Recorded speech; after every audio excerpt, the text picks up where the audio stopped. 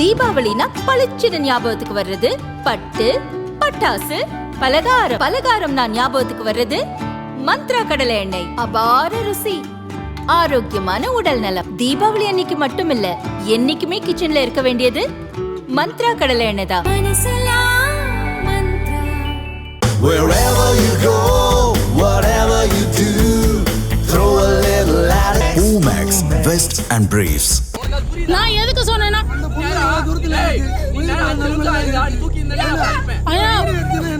அண்ணா அது ஒரு உயிர், நாங்க வந்து ஒரு உயிர், என்ன நம்பி அத்தனை உயிர் வருது, என்னோட வேலை அது, நான் என்ன பண்றது?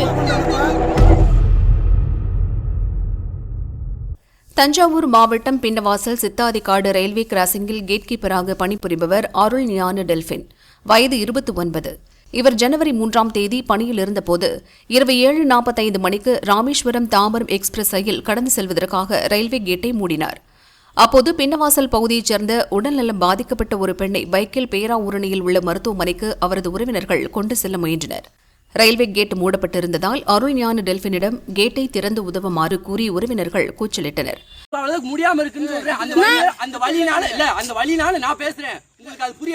உங்களுக்கு அந்த ஒரு உயிர், என்னால என்ன நம்பி எத்தனை உயிர் அந்த ட்ரெயின்ல வந்து இருக்காங்க, என்னால கேட்டு என்னால ஓபன் பண்ண முடியாது.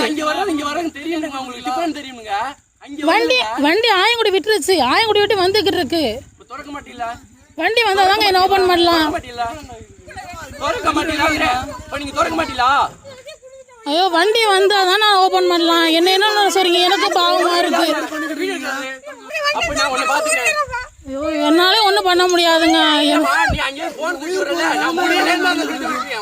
நான் எதுக்கு சொன்னேன்னா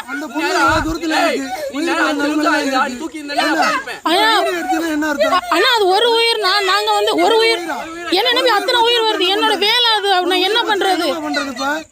அப்போது அருள் ஞான டெல்பின் ரயில் அருகே வந்துவிட்டது, கேட்டை திறக்க முடியாது என திட்டவட்டமாக மறுத்தார்.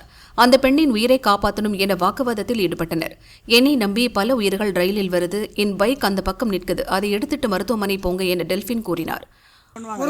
நான் என்ன சொன்னேன்னா வண்டி அங்க என் வண்டி இருக்கு அண்ணா, நான் எதுக்கு எடுத்து தெரியுமா, நாளைக்கு ஏதாவது ஒன்று உடனே நான் என்ன செய்வேன், வந்து எரிச்சிருவேன்றாங்க அவங்க.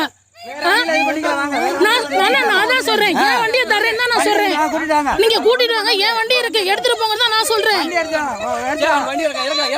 என் வண்டியை எடுத்துட்டு போங்க தான் நான் சொல்றேன். நீங்க அதை விட்டு நான் என்ன சொன்னேன், அண்ணா இங்கிட்டு கூட்டு போகணும், என் வண்டி இருக்கு, எடுத்துட்டு போங்க தான் சொல்றேன் ஹாஸ்பிட்டலுக்கு.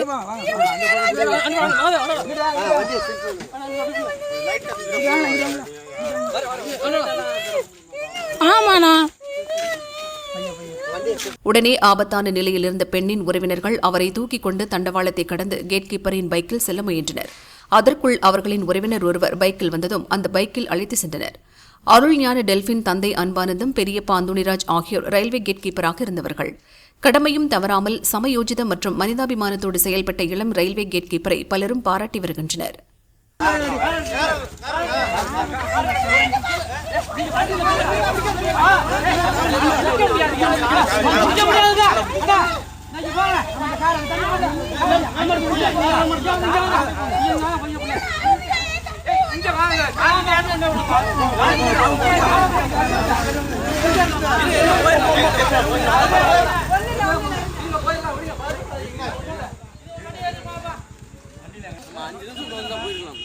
நான் வந்தோடனே சொன்னேன், என் வண்டியை தரேன், நீங்க எடுத்துட்டு போங்க தான் நான் சொன்னேன்.